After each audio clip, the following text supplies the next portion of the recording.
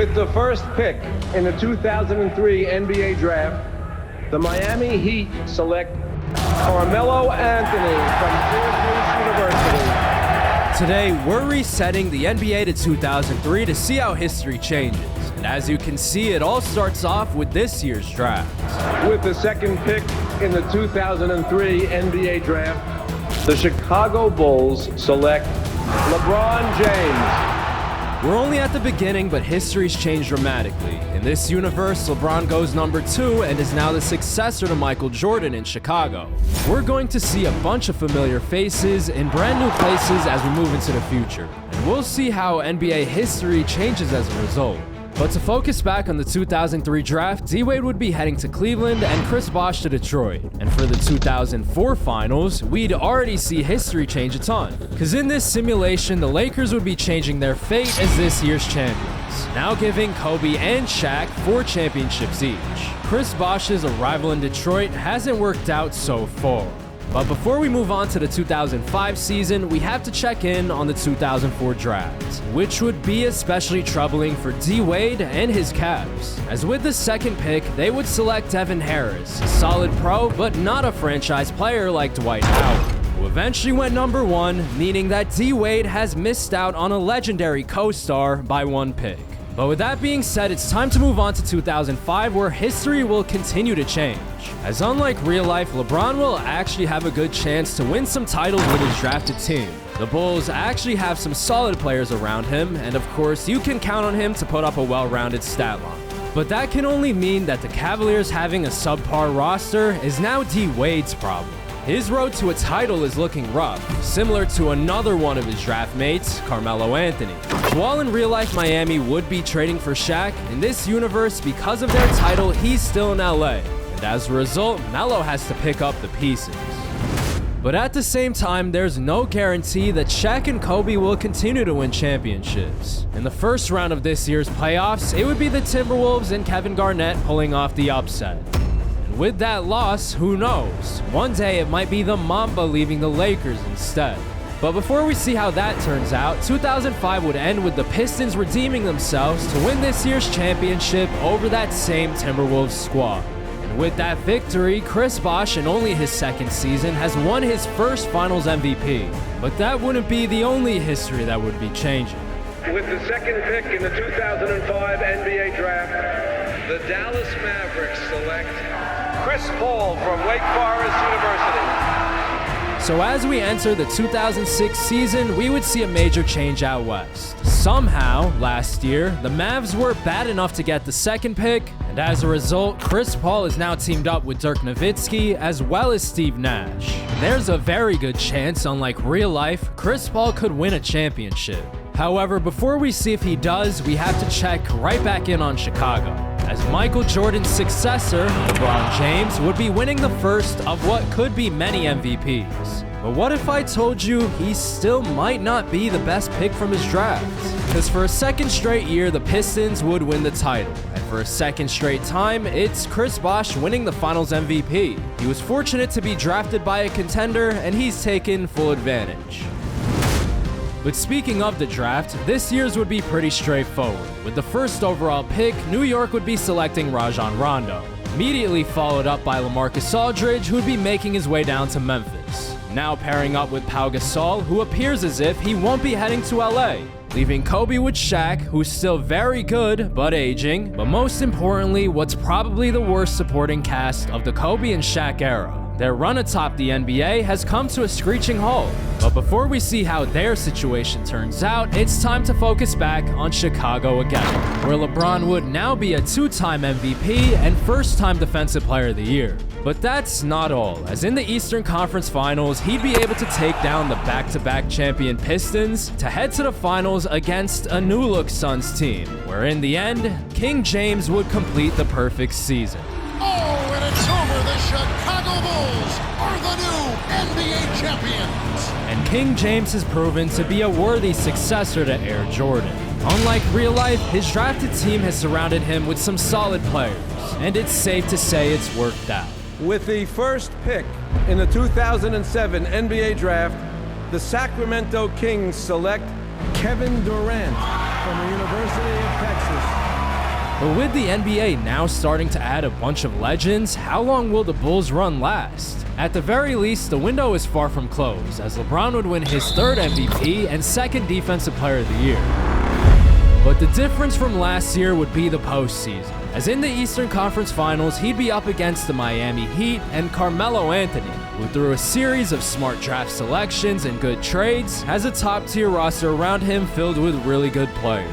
So while LeBron is undoubtedly the NBA's best talent, the Heat as a team would be the stronger unit, sweeping the Bulls despite being the lower seed to advance to the NBA Finals, where they'd be up against Chris Paul, Dirk Nowitzki, and the Dallas Mavericks. Eventually ending off with Melo scoring from everywhere to finish yet another series with a swoop. As part of our reset, you can make the case that he's benefiting the most, as he's walking away with the championship that's eluded him in real life. But let's speed it up, because a bunch of talent is about to enter the league. With the first pick in the 2008 draft, The Washington Wizards select Michael Beasley from Kansas State University. who changes history as a #1 selection and opens the door for New Orleans to use the second pick on Derrick Rose from the University of Memphis. and he'll be leading a New Orleans squad that already has Ron Artest plus Manu Ginobili.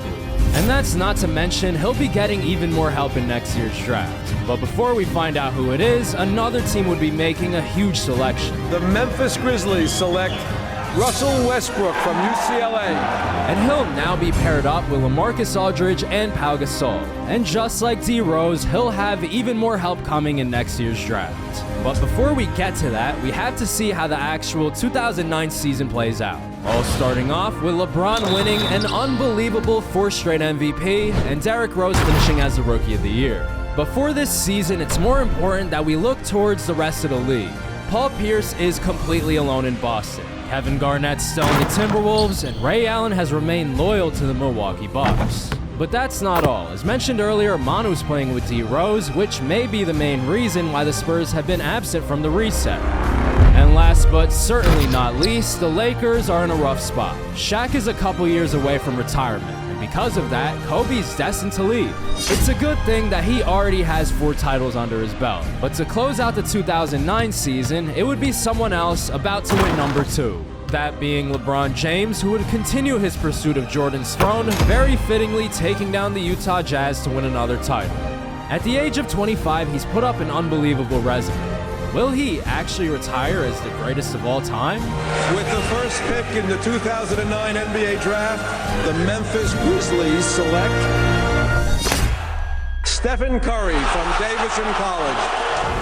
And just like that, Memphis has drafted 2 MVP-level players in 2 straight years. If you had to choose a future champion, Steph, Westbrook, Pau, and Aldridge would be a very good start. But as the draft would progress, sending Harden to the Bucks as Ray Allen's replacement and DeRozan to the Wizards alongside Michael Beasley, one player's draft stock would be stuck in a freefall, opening the door for the New Orleans Hornets to create their own superstar duo. The New Orleans Hornets select Blake Griffin, who's now teamed up with Derrick Rose down south, with both regularly going up north as one of the most athletic duos in NBA history.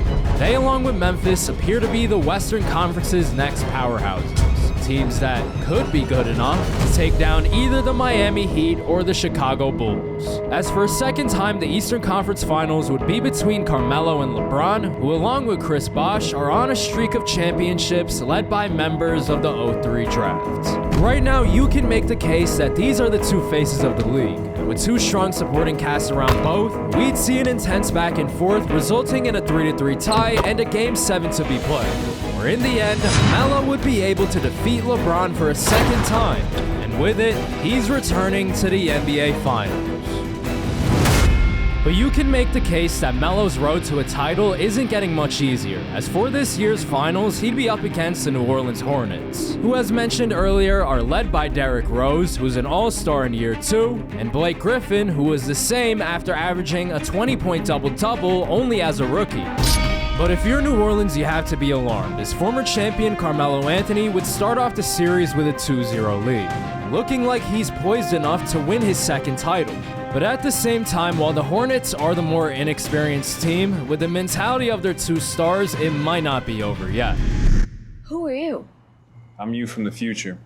You should be playing that game. But all you do is dunk in that game. Bingo! And those dunks would be the turning point of the series, which is a long way of saying that the Hornets would make the comeback. Rose and Blake would take the next 3 games to put the franchise 1 win away from their first ever title. And despite Melo and the Heat's best effort to extend the series and force a Game 7, it would be the Big Easy's big-time duo ending it off in style. And the lob to Blake, very fittingly. And they'd be pulling off the upset, beating the Heat. As part of our reset, Derrick Rose and Blake Griffin are now champions unlike real life. And it goes without saying that both their legacies have improved dramatically. But even though he lost, the same could be said for Melo, as amidst the chaos he left it all on the floor, putting up one of the greatest stat lines in the process, and making it clear you can't blame him for the loss. Melo with a 52-point triple-double, he played almost the entire game. But with the finals over, it's time to move on to the draft, where a few more ringless players could change their legacies forever. At number 3, DeMarcus Cousins would be heading to Washington to pair up with DeMar DeRozan. At 2, the LA Clippers would be pairing Dwight Howard with a future star point guard in John Wall. And at number 1 would be the Knicks, who would be the biggest winner of the offseason, starting with their selection of Paul George at the top of the draft, and in free agency, signing the disgruntled Tim Duncan, who's looking for his 3rd championship, now completing what's looking to be a true title contender. But while they're going to have their shot, the 2011 season could be summed up in just a few sentences. New Orleans is going back-to-back. Blake's winning his 2nd Finals MVP, and if you're talking dynasties, New Orleans actually has that kind of potential. However, it's time to move on to the offseason again, where with the first pick in the draft, The Utah Jazz select Kyrie Irving from Duke University. and keep in mind that this Utah team previously lost in the finals a couple years ago to LeBron, so if they want to get back there, they made a really good choice with Kyrie. But there were some other notable selections in this draft. At number 2, Houston would be taking Klay Thompson. At 5, it would be the Blazers taking Kawhi. And at number 8, it would be the Washington Wizards drafting Kemba Walker. A fantastic draft, but not as fantastic as their offseason signing of Kobe Bryant. Overall, the Wizards have a young roster who are still mostly on their rookie contracts. But with the signing of the Mamba in free agency and his 4 rings on their side, they're now an instant contender, even making some serious noise in their first playoff appearance together, as they'd be able to take down King James and his Bulls in the 2nd round. It's been a few years since LeBron made it to the finals, so we'll see where he decides to go from here. But for now, Kobe and his Wizards would be heading to the Big Apple, now challenging the new-look Knicks, pitting 2 Western Conference legends against each other out east. But in the end, while Kobe's battle-tested, his entire supporting cast has never played in the playoffs before, which would explain how the more experienced New York squad would be able to send him home, now advancing to the NBA Finals against Memphis, who are led by Steph Curry and Westbrook, who have made it this far for the first time. But just as it was in the previous round, experience would prevail. The Rondo-Tim Duncan connection would be way too strong, and when you add in the constantly improving Paul George, this one was over pretty quick. And this place is going crazy. Memphis will be back, but right now New York's this year's champion. Paul George now has a title unlike real life, and the big fundamental has ring number 3.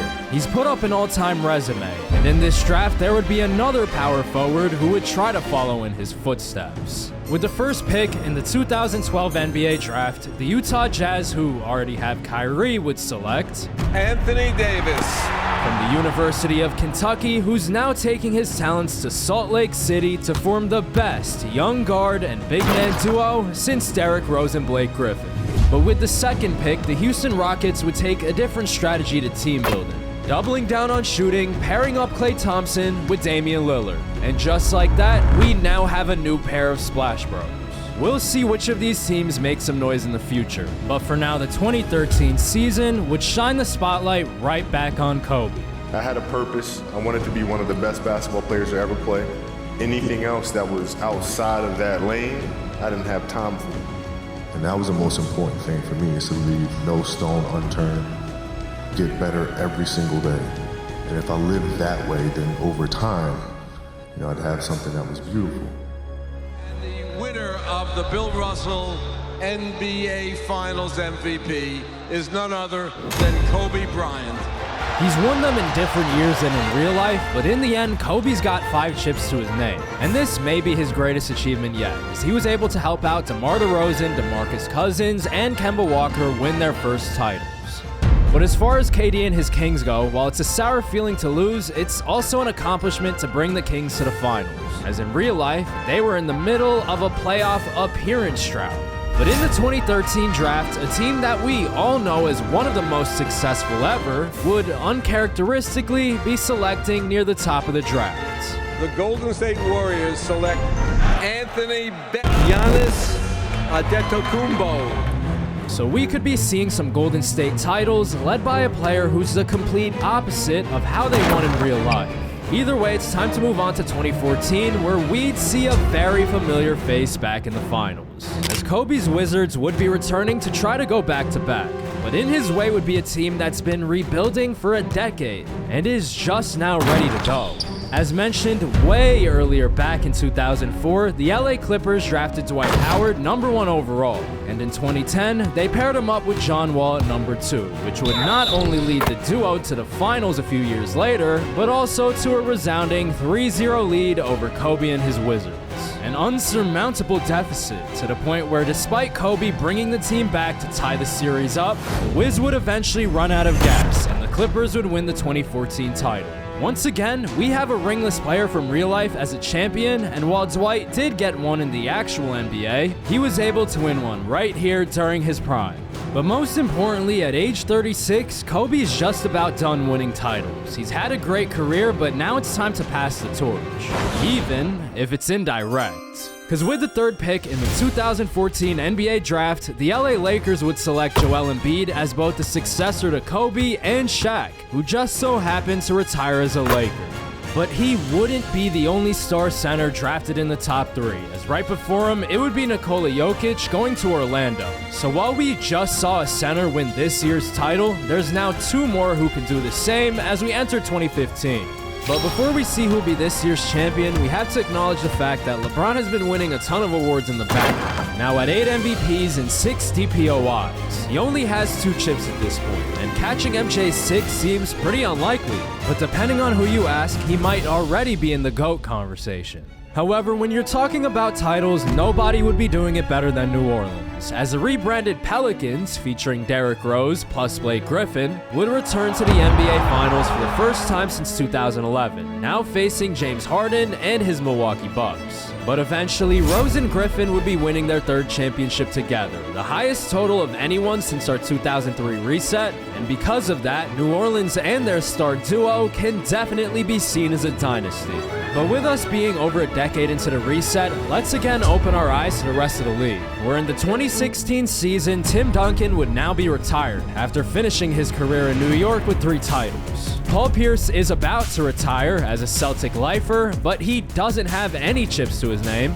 D. Wade is now in Detroit, paired with 2-time champion Chris Bosh, but he's likely retiring ringless as well. And last but not least, Kobe's bringing his 5 rings to San Antonio, but at his age, his championship days are probably over, and he's more so focusing on the all-time scoring record.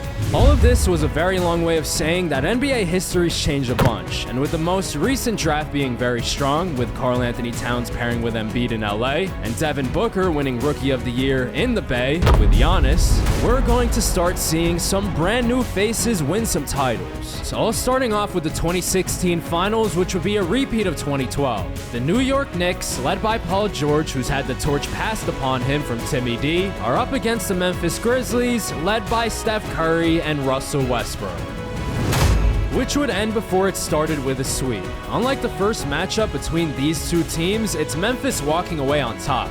And it doesn't end there, as in the following 2017 season, Steph Curry and Russell Westbrook would go back-to-back. Keep in mind that these 2 were drafted in 2008 and 2009, and after an 8-year grind that included a finals loss earlier, the 2 have been rewarded with 2 championships. But when somebody wins, another person winds up losing, and for Chris Paul, he's taken his 2nd finals loss on a brand new team. However, he's on a brand new team, and it's the Orlando Magic led by Jokic, so maybe, one day, he can still win a ring. With that being said, we just watched 2 championships, which means that there's 2 drafts to cover. The 2016 draft would see Ben Simmons go number 1 to LA to pair up with Embiid and Towns. And after Memphis's duo won their second title, the 2017 draft would see Jason Tatum go number 1 to the Spurs, joining up with Kobe, who stayed healthy enough to play until his age 40 season. But as we officially enter the 2018 season, those wouldn't be the only important offseason moves made, as LeBron James, who may be loyal to a fault, would be sticking with the Chicago Bulls on a new contract, even winning another MVP in the process. While as the complete opposite, KD would be leaving the Sacramento Kings in favor of Boston, who has one established player, albeit a very good one, in Jimmy Butler. However, no storyline during the regular season could hold a candle to Kobe Bryant, who's breaking Kareem's all-time scoring record with 39,477 points in his 22-year career. And with 5 championships as well, some may say that he's the greatest player ever. But that's for you to decide, and with his retirement, we're going to keep pushing into the new era. And out west, it would be the Golden State Warriors finally making their move, defeating the Utah Jazz in the first round, who are led by Kyrie and Anthony Davis, setting us up for a Battle of California where the Bay's duo would go up against LA's big 3 of Simmons, Embiid, and Towns. But while they would be outnumbered in terms of stars, it would be Giannis and Booker pulling through in 5 to advance to the Western Conference Finals, where waiting for them would be the Portland Trailblazers led by Kawhi Leonard. But just as it was in the previous 2 series, it would be Golden State advancing. Last but not least, they would be going up against Paul George in New York, who have made it this far for the 3rd time. But because Giannis and Booker were able to take down those previously mentioned stars, it's not out of the question for them to get 4 more wins. The 2 have their first championships at only age 24 and 22, and there's plenty of time, plenty of chances for us to see them here again. But shortly after the finals, we would see a very interesting offseason. Starting with the draft, where at pick number 1, the Dallas Mavericks select Shai Gilgeous-Alexander from Hamilton, Canada. And with pick number 2, ironically, the Oklahoma City Thunder select Luka Doncic. So just like that, the 2 have basically swapped teams, and considering the strong players around both, there's a chance that there's something there. However, the 2019 regular season would really illustrate how crazy of an offseason it was, as James Harden would be leaving his Milwaukee Bucks in free agency to join the Hawks. Keep in mind he made it to the finals one time with that squad, but lost to Derrick Rose and Blake Griffin, so he's still in search of ring number 1.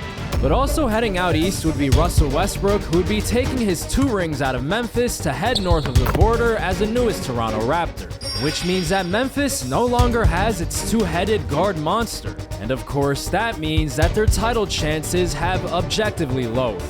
But on the bright side, we'd see both players unleashed, especially Steph, who's gone from around 25 points per game to almost 31. And when you pair it up with over 8 assists per night and a pretty solid team record on the year, it would be just enough for him to be named MVP.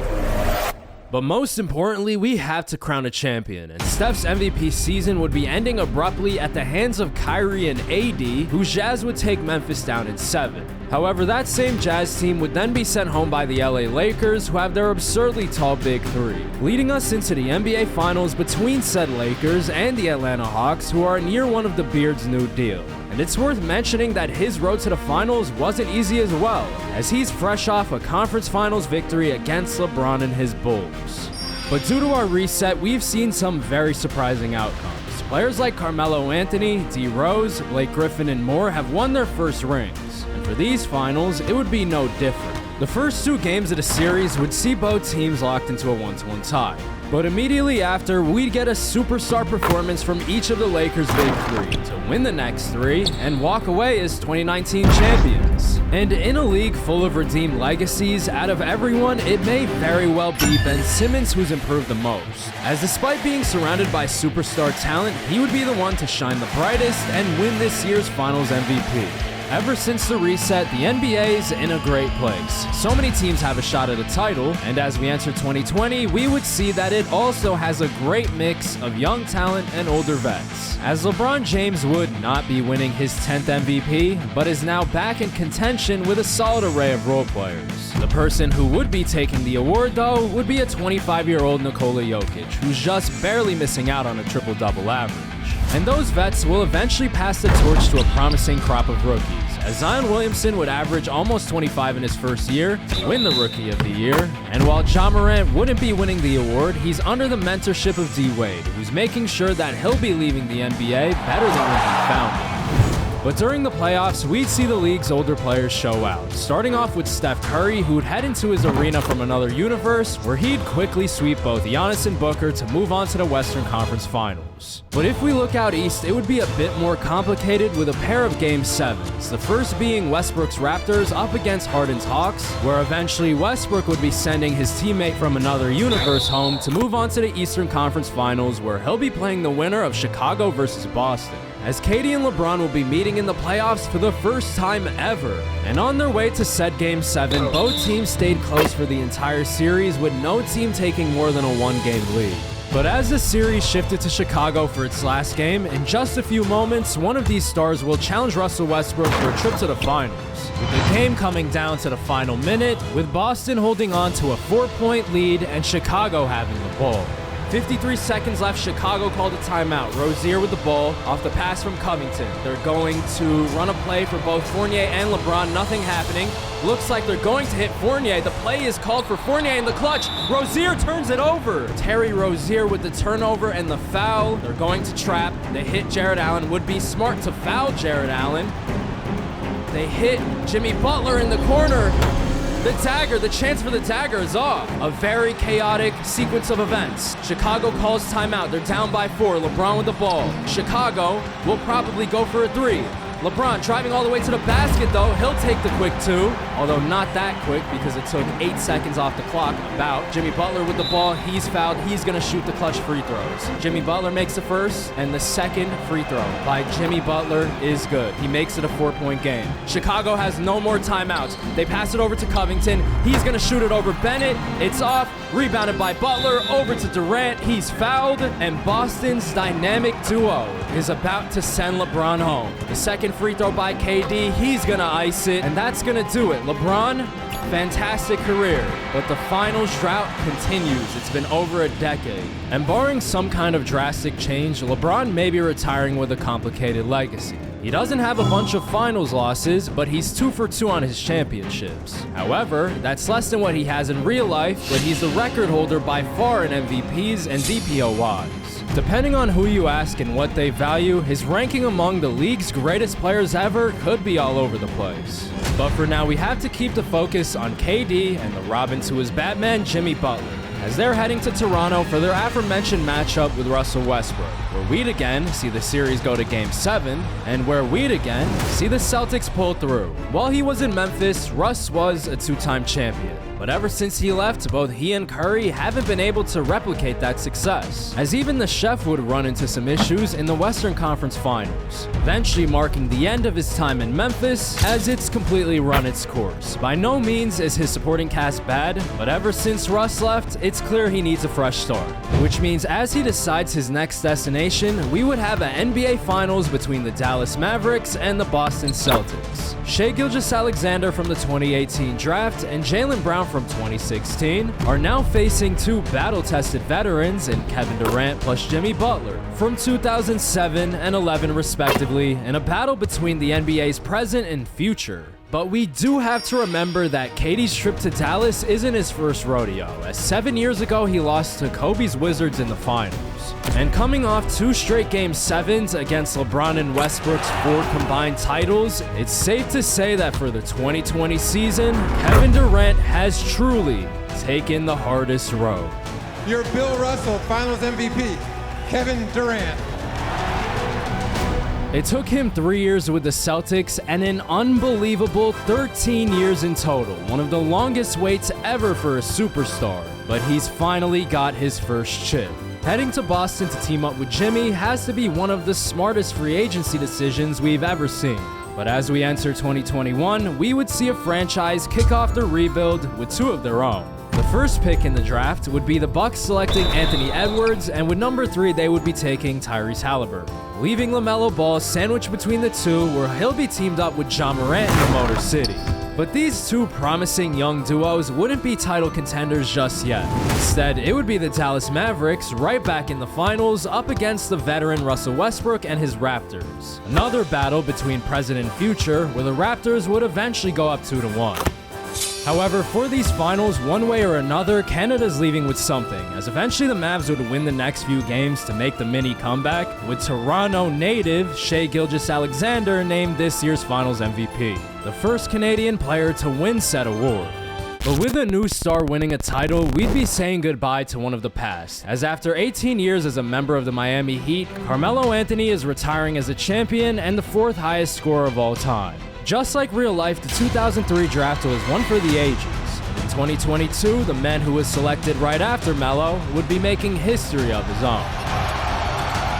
Coming to the end of the 3rd quarter, LeBron James, a shot at history. LeBron stands alone! As he'd be overtaking Kobe for the #1 spot on the scoring list. But before we find out how many points he actually has, he's still on the quest for title #3. And while he still does not have a consistent all-star teammate, the Bulls' most recent trade for DeJounte Murray may be good enough as a borderline all-star. Because the Bulls would return to the Eastern Conference Finals, where the scoring king would now be dueling with Paul George, who's a former champion himself. And while the duel between these star forwards would be the main attraction, the Bulls' array of role players plus Murray would help Bron secure a 3-2 lead, setting themselves up to advance to the 2022 Finals with one more defensive stop. 21 seconds left, no timeouts left for New York. 17 on the clock, Paul George, guarded by LeBron, the premier matchup. He pump fakes it twice, he picks up his dribble, over to Lowry. Lowry's gonna try to tie it, it's off. Rebounded by Rozier, over to Murray. DeJounte made the first free throw. I don't know what Paul George did on that possession. Some poor offense down the stretch. Lowry's gonna launch a deep one, it's off. And LeBron James has led his Bulls to the finals for the first time since 2009. He's had some deep runs in the background, but now he'll actually have a shot at his 3rd title. But his 2 potential opponents couldn't be more different, as the last 2 standing out west would be the Houston Rockets with this universe's Splash Bros versus the former champion Lakers and their extremely tall trio. But after the Rockets would go up 3-1, we'd see another major difference between these two teams, that being the fact that Dame and Klay are among the league's oldest stars, while LA would still be in their prime, leading to the Rockets running out of gas, the 3-1 comeback, and the Lakers advancing to play Chicago. How much pressure do you have to perform from day one? There's no pressure. There's no pressure at all. I've been getting pressure since I was 10 years old. I don't think there's no pressure for me because I'm doing something that I love to do. And that's play the game of basketball. The championship could be claimed right here. Folks, it is electric in the arena for this Game 6 of the NBA Finals. And these finals would be important for multiple reasons, but mainly because LeBron is at age 37, not only continuing the theme of past versus future, but also signaling the final act to his career. He doesn't have much time left in the league, and with an impressive big 3 on the other end, there's no guarantee the ending will be sweet. Because with 138 left to play, the Bulls would be down by 3 against a Laker team desperate to force Game 7. And considering the last time the Bulls were in that situation, it's safe to say they'd rather make the comeback and close it out right now. Back in the finals up against LA. It's a rematch from that one finals between Jordan and Magic Johnson. LeBron up 3-2, he kicks it out to Rozier, 7 seconds left on the shot clock. Rozier's gonna pull up off the screen, it's good. A huge shot by Terry Rozier, he ties the game up. Ben Simmons bringing up the ball, the former finals MVP, Ben Simmons. And there's an illegal screen off the ball. Joel Embiid, he hasn't won an MVP in this universe, which probably can just be explained by how good this team is overall. LeBron with the ball now. Claxton sets the screen. He runs over to the wing. He's driving. Evan Turner guarding him. DeJounte Murray now, guarded by Ben Simmons, who's a really good defender. He pokes it loose. DeJounte recovers it. The floater over Embiid is good. Chicago has turned the game around. Up 3-2. They're on the brink of a championship. They have to get a stop here. Ben Simmons with the ball. Top of the key. DeJounte playing him up close. Probably a mistake. Good defense by Claxton, who's only in like his 2nd, maybe 3rd year. 30 seconds left. Chicago on a 4-0 run. LeBron with the ball in the post over Evan Turner. He misses it. Rebounded by Towns over to Bruce Brown. The pass over to Ben Simmons, over to Turner, down to Embiid in the paint, guarded by Covington. The layup is good. I'm running out of breath. Oh my God, 11 seconds left. How much pressure do you have to perform from day one? You never get used to the pressure. You just learn to embrace it. We could be going to overtime, LeBron could be winning Title 3, or we could be going to Game 7. 8 seconds on the clock, LeBron with the ball, in LA, guarded by Evan Turner. James for the win! It's over! The Bulls win at the buzzer!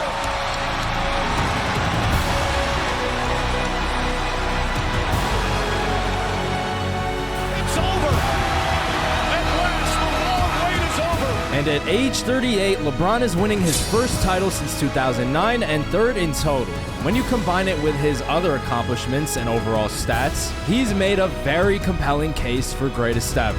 But that's really up to you, and it's time to move on to 2023, where the King would be calling it a career after 20 years exclusively as a Chicago Bull. And with his retirement, we'd continue to move forward into a new era of the NBA. The finals would feature another set of brand new faces on both sides, starting with Charlotte and their young core, who would be up against the veteran Utah Jazz, who are very clearly this season's favorites. Their entire starting five is completely made up of players they drafted, and they're led by Kyrie Irving and Anthony Davis, who have been with the team since the early 2010s. So when you combine it with the rest of their starting five who have played together for years, you have to wonder why it took them so long to win a title. But what ultimately matters the most is that they finally got it done. Kyrie's the finals MVP, and it's time to move on to the 2023 draft, where the next face of the league would finally be making his appearance. With the first pick in the 2023 NBA Draft, the Brooklyn Nets select Victor Wembanyama from Nanterre, France. So Wemby will still be wearing the black and white unis, albeit on the East Coast, starting off in the 2024 season. But he wouldn't be the only major roster move of the year, as Steph Curry would be heading over to Philly, where he'll most likely be retiring. However, while he's not winning this year's title, it wouldn't stop him from making some history. Here's Curry for the record. It's good! There it is! And his three-point record in this universe is definitely more impressive than real life, as he's surpassing Carmelo Anthony, who hit over 3,600 threes, a total that's almost 700 more than the record Steph broke in real life. But back to the topic of championships, this year's NBA Finals would continue the trend of new faces winning titles. Klay and Dame should be commended for making it to the finals, especially at their age, but they'd be sent home by Zion Williamson, whose career has taken off in our reset as a champion and MVP in only year 4. It's safe to say that when the older stars retire, the future of the NBA is in good hands. A couple already have championships, multiple dynamic duos have formed throughout the league, and most importantly, there's someone who may break every record in the book. In year 2, Wemby would be winning both the MVP and DPOY, shooting plenty of threes, and at age 20, LeBron and Steph's records may be in some serious danger. And past eras aren't safe either. Michael Jordan's 6 iconic championships might be in jeopardy as well. Because only in his second season, Wemby would have his chance at his first title after leading the Nets to the finals up against the Warriors. He's only 20 years old and about 5 or 6 years from his actual prime. But despite that, he would head into Golden State and completely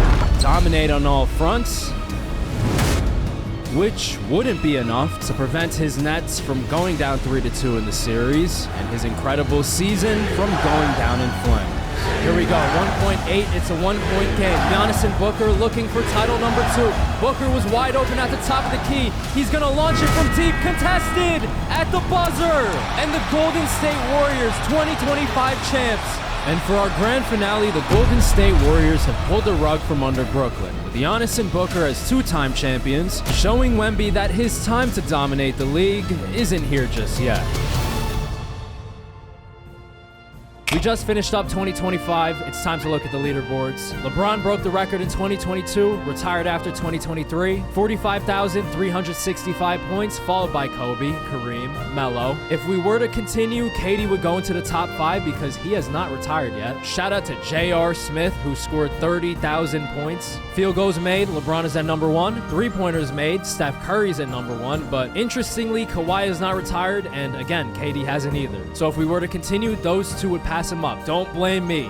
Blame 2K with the draft classes. Rebounds, it's still Wilt, but Dwight Howard's at number 3. Assists, John Stockton at number 1, followed by LeBron, Kyle Lowry, Chris Paul. Retired without a ring. But in fairness, his career here was better than in real life. LeBron's number 1 in steals, LeBron's number 1 in minutes, LeBron's number 1 in turnovers. Nobody played more games than Kobe, and LeBron was a triple-double king. So now we know what would have happened if we reset the last 20 years of NBA history. But what if we kept some of it the same and removed LeBron and Steph from the league entirely? There would be 8 combined titles up for grabs, but which player would wind up winning the most? To find out the answer to that question, click the video on the screen.